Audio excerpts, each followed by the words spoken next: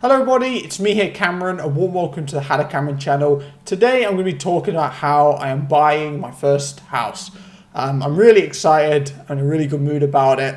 I was in two minds about whether or not I should make a video on this because on one side of it, I want to talk about my life. I want to talk about what's going on in my life. I use my YouTube channel more as a blog rather than just trying to make comedic videos.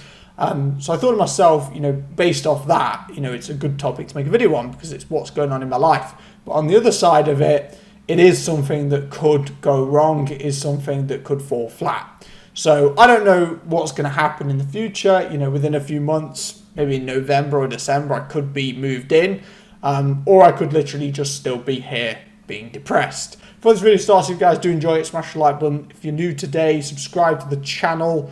To give a bit of context with this full situation, I moved to Tunstall, which is a town in Stoke. I moved here to be a site chemist, doing night shifts. Being a site chemist, it's a job that you can do with a chemistry degree.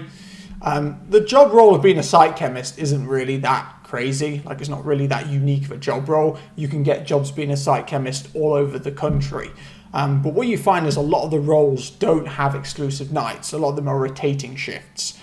But doing night shifts, you can make a lot more money off. I make about 55-60% more money than I would if I just worked days. So for me, it's really worthwhile. Obviously, you have to actually work the night shifts, and that can take a bit of a toll on you. But while I can do it, it's definitely financially helping me, and it's definitely worthwhile. And that's why I chose to move here to do this job role. Now, it's a job that I've really enjoyed so far. I've worked there for a year now, and I needed that confidence in the job to commit my future to living here in Tunstall. That's what I thought for a long time, but I'm going to go into how my mindset changed a little bit. Buying a house is obviously a massive commitment. It's one of the biggest commitments you can make financially. Houses are very expensive, and houses are just something that they're just so massive, really, that they're so legally binding. It's not like buying a Big Mac or something. You have to go through lots of legal shit that costs a lot of money. The legal fees are crazy buying a house. That's one thing I'm quite surprised by. I knew they were going to be bad, but they're really bad. But yeah, buying a house is a massive decision. And for a long time, I thought to myself, if I buy a house here, I'm committing to work in this job for the next 5 years. But actually, my mindset on that has changed. The way I look at it is, for me, there's no way I'm going to move back with my parents and with my family. I love my family, I love my parents, but for me, I'm at a position in my life where I just wouldn't want to live with them. And the thing is with this area, Tunstall, is it's a cheap place to live anyway. I'll talk about the price that I got this property for, and I'll explain the property and just explain what I bought. I won't show photos because obviously I'm still in the process of actually purchasing the property, and I don't want people finding the property and then just fucking I don't want someone to watch this video and be like, oh, actually is a really nice property, let me put an offer in and override my offer. Okay, that could happen. You never know how scummy some people are. But really, and the way I look at it is, I don't want to live with my parents. Living here, it is irrelevant to whether or not I'm still doing the job I'm doing now. Because ultimately, it's still away from my family. And that's something that I want. I mean, it is a little bit further away from my family than I ideally want to be. But the problem is with my family is they live in quite a nice area. So to buy a property there, it just would be very expensive. It just wouldn't be worth the money. Right now, I'm currently renting a flat. It's a ground floor flat. And it's not terrible, but it's all just dead money. When you rent a property, I rent this flat for $450 a month.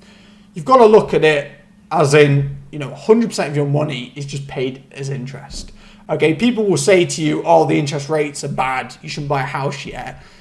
But the interest rates you're floating around with nowadays are 6%. When you are renting a property, you're paying 100% interest, realistically. I've lived in this flat for a year. I've just paid rent for next month, so that's a year and a month in total. A year and a month, 13 times 450 means I've put nearly $6,000 into this property, and what do I have to show for it? Nothing. And that's what's depressing. That's $6,000, that's a lot of money, that's a lot of extra money. When I look at how much money I've invested over the past year, that's 50% of it. That could literally make me have a lot more money if I had that equity in the property. So that's just how I look at it. Like, that's nearly £6,000 of money just down the drain. And obviously, yeah, I need to live here for my job. But at the end of the day, it's just wasted money. It's just money that's disappeared. And that's why I want to get off renting as soon as possible. That's the mindset I had. So let me talk a little bit about what happened with this house. 97k is a little bit higher than I was looking to spend. Again, I live in Tunstall. It's cheap as hell to live here. Like, you can buy a flat here for probably 45, 50 grand. And that's what I was ideally looking for. I made a video about a house viewing I went to. I say house viewing, I should say property viewing. And in that video, I talked about a flat that I viewed, which was, I think, 45 grand. It was in the same complex as the one I'm in now. And that was something I was very interested in buying. It was on the top floor.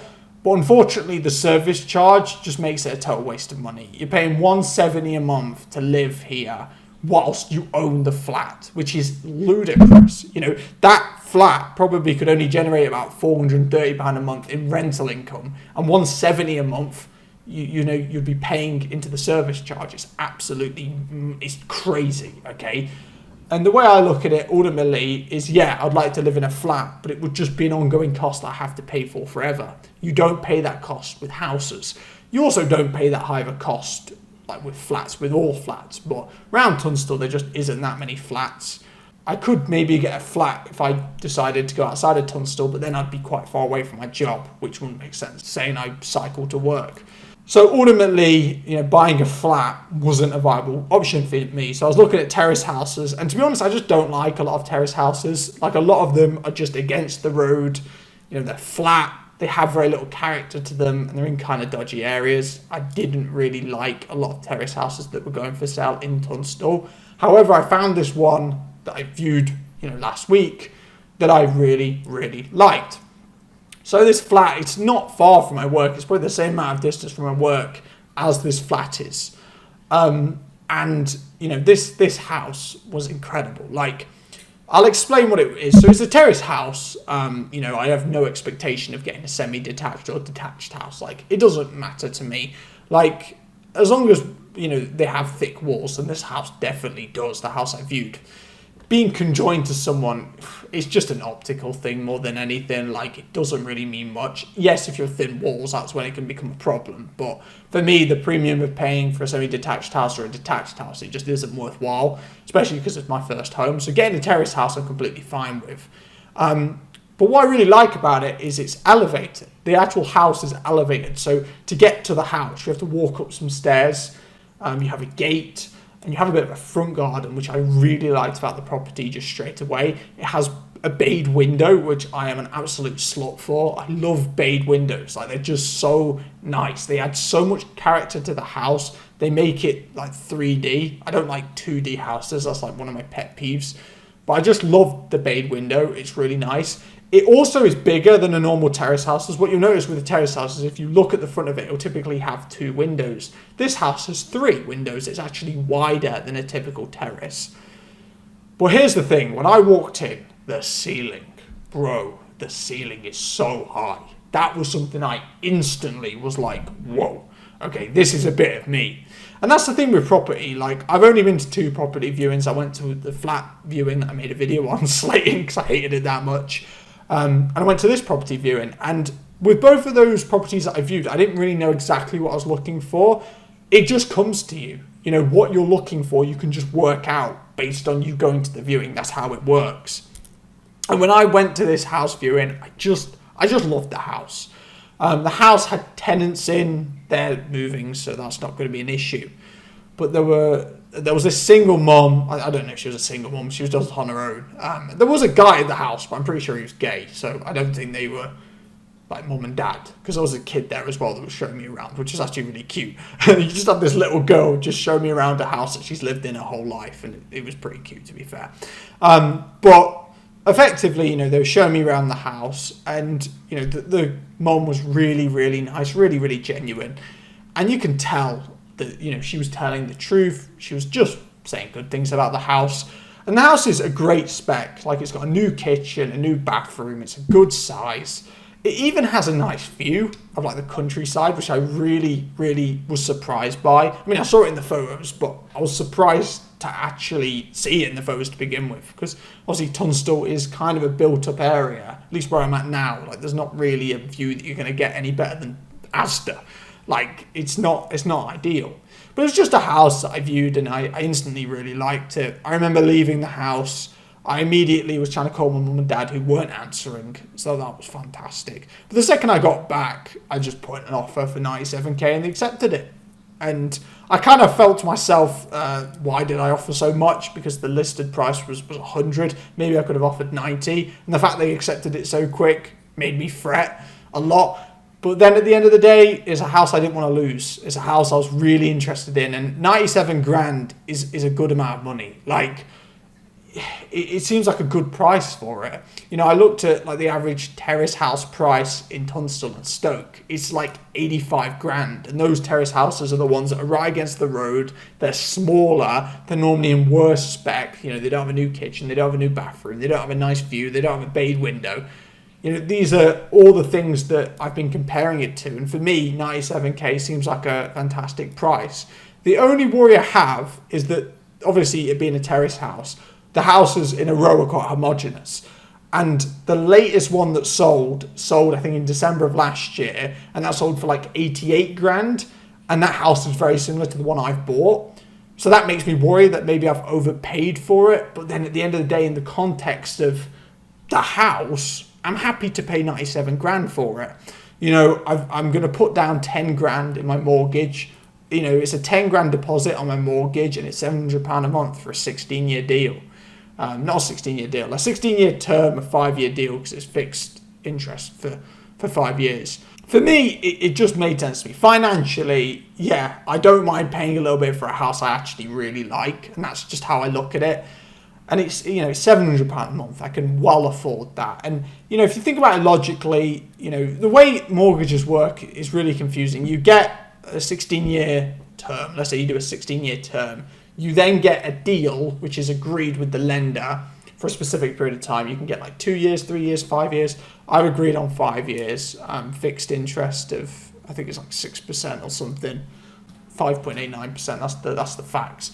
But pretty much I have that fixed interest for 5.89, and then after that it goes on to their just default rate, which I think they've assumed it to be 7%, which obviously you wouldn't stay on that rate. You'd just find a better mortgage to go on to, rather than that 7.45 standard variable rate, which you'll go on to after 5 years. I would just find a better deal at that point. But assuming that I was to stick on, you know, the 6% or whatever interest rate for 5 years, and then go on to that shit rate for 7.5% for the rest of the full term, in total, I'm only paying back 142 grand, you know, on an 87 grand mortgage. You know, it means that every single month, and this is worst case scenario, that wouldn't happen. It'd be way cheaper than that in reality. But pretty much what it means is that every month I'm paying 450 into the house and 250 in interest. Right now I'm paying 450 a month in interest, if you consider rent as full interest. And as I mentioned before, that rate will definitely come down. Interest rates right now are in the bin. You know, most mortgage rates are 3%. You know, I predict that in 5 years I'll be able to get a 3% rate. And that would mean that over time, the total amount to be repaid may be as little as 110 grand, 120 grand on that 87 grand that I've borrowed. So it puts me in a position where, you know, I can save a lot on the interest. And, you know, in 5 years, I don't know what's going to happen. In 5 years, hopefully I'll have, 30 grand into the property through the mortgage repayments. I'll have a 10 grand that obviously I've deposited now. So I'll have 40 grand in the house. And then I'll have all my investments, which I can still contribute to. I still have investments that I haven't dived into to afford the mortgage. I just realised I'm blending into the wall. Hopefully you guys can see me. Hopefully I'm not just invisible. I know this is very, very technical and I'm just rambling now, but I'm trying as hard as I can to explain it. I'm not an expert when it comes to this. I mean, that's the point of me making videos, talking about my life. I'm trying to show you guys my mindset right now and how I think right now, because it might be, relevant to how you're thinking about things as well. But yeah, that mortgage, the application's gone off, and my mortgage advisor has said that it's very likely to be accepted, and once that's accepted, it's just a case of getting through the legal work and putting down the deposit. And I'm really happy. Honestly, I'm so happy. And I know this video might be a bit shit because obviously I can't show off the house and I'm not there at the house. Still needs searches. What you find is when you get a mortgage, they have to search the house. They have to value the house themselves. I am a little bit worried that they're going to say maybe the house is only worth 90 grand or 95 grand, just because they were so quick to accept the offer. But at the end of the day, it was listed at 100 grand and I got it for 97. And, it's a reputable estate agent. They're not going to be putting a stupid figure on for a house, because all it would lead to is either no one responding, or B, people responding like I am with a mortgage, trying to get a mortgage for it, and then it wasting everyone's time. Because if they say, the lenders say, oh, it's only worth 80k, and if, let's say, your move, who is the estate agent I'm working with here, if they, set it at 100k, and they're taking on someone who's trying to get a mortgage on it, the lender's going to refuse to offer that amount of money, and because of that, it's going to waste everyone's time. Because yes, it's costing me, fees and everything, but it's also costing the person selling the property, just the opportunity cost of going through a deal with me rather than someone else.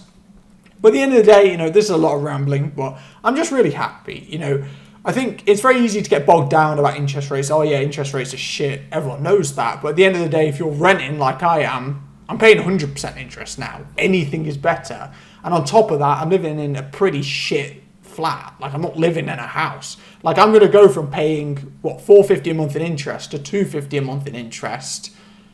And then I'm going to live in a nice house. Like, it's the obvious right thing to do. And I was thinking about, in 5 years, maybe doing a buy-to-let mortgage and renting it out. But the more I look into it, the more I don't think it's viable to do that. Like, you don't make that much money being a landlord. And when you consider all the risks that you take and how tied up your money is, especially with buy-to-lets are pretty shit anyway, because what you have to do is you have to have a buy-to-let mortgage where the monthly repayments the rental income has to be 125% of the monthly repayments, which means ultimately your mortgage needs to be much smaller. A £700 a month mortgage, it wouldn't suffice on a buy-to-let, because you wouldn't be able to get, 125% in rental income a month, because I'm paying so much. You'd have to extend the mortgage, which means you expose yourself to more interest just to reach that threshold of 125% to then allow you to have the buy-to-let and rent it out. So you end up paying more interest because you're trying to get a buy-to-let rather than, if you were just trying to own the property. So there are lots of caveats. You also pay a higher interest rate on buy-to-let. And then at the end of the day, you get 6%, 7% a year. It's not that fantastic return, but I think you can make a lot more on the stock market without the stress of it and without the money being tied up. But yeah, hopefully you guys did enjoy this video. I know it was a lot of rambling. Looking at everything, it seems like, in November, everything should be sorted. And that's when, everything should be going down to business. Obviously, I don't know exactly what's going to happen. If it does fall flat, I'm going to be fucking miserable. Because right now, I've probably spent about £1,000 in fees, in search fees, in the mortgage advisor fees. So it's a lot of money. £1,000 is a lot of money to get very little. I know people will say, oh, well, you shouldn't have got a mortgage advisor. I get that. I could have done it myself. I could have saved 500 quid doing that. But at the end of the day, I admire expert advice. Like, I need to hear from the experts. My mortgage advisor has been actually really dead nice. And again, it's way better than renting. That's just how I look at it. But buying a new house, it's exciting times. And I fucking love that house, man. When I viewed it, like, it just felt right. Like, I genuinely was looking around at, like, damn, this house is incredible. And it's crazy how I quite easily could be living there in the next few years. Most likely I will be. Well, not in the next few years, in the next few months, by like November, December. But it's crazy because in my life, I think about things so much, and I always think about the future, and I'm thinking about what's going to happen in the future. But then this is me doing something that's going to benefit me in the future, and it actually being tangible. And that's something that I really like. And it's all about sacrifice. Like, I look back at my last year of working, and you know, I do enjoy my job, but life has been really quite hard for me mentally. Like I've struggled with a lot. You know, my mental health's been decent. You know, I used to struggle a lot worse with mental health, but I feel so lost sometimes. Like, I know I'm doing the right thing in terms of my investing and obviously now buying a house. I know that these are the right things to do, but I just have so little like comfort in my life and so little like connection. Like, I obviously, my family, I have a good relationship with my family, but you can get quite lonely living alone, and you know, it can get to you sometimes. But at the end of the day, this is all short term. You know, it's short term pain for long term gain. And you know, my mindset on things is so much more positive. Like, the fact that I still make videos even though my channel's completely dead is just crazy to me, because I know that myself 2 years ago I would have canned this in ages ago. I would have just canned it in, because it hurts. You know, to see videos, you upload them and not get any views, it fucking hurts. And you tell yourself, oh, I don't care about the views, I don't care about the success, and you know, I'm successful with other things, but it still hurts. You feel like you're almost punished for making videos. You feel like you're almost punished for doing things that you shouldn't be punished for, because you're working hard. Because obviously I take time out of my day to make videos, but I realise that there are people there. And yeah, maybe it's definitely not thousands, it's probably not even hundreds, but I know there are definitely a group of people there that genuinely appreciate these videos, and they love my content and they're looking out for me, and I really appreciate those people, I really do. And I know life can change so quick, and I know that I have so much potential in the future, and I know that in a few years I'll probably look back and I'll be thinking to myself, why was I so miserable? Because it was all so worth it. But yeah, sorry for the monologue. I am alright. I don't want people worrying about me. But smash the like button if you enjoyed this video. Subscribe to the channel if you're new today. And I'll be seeing you guys later. Take care.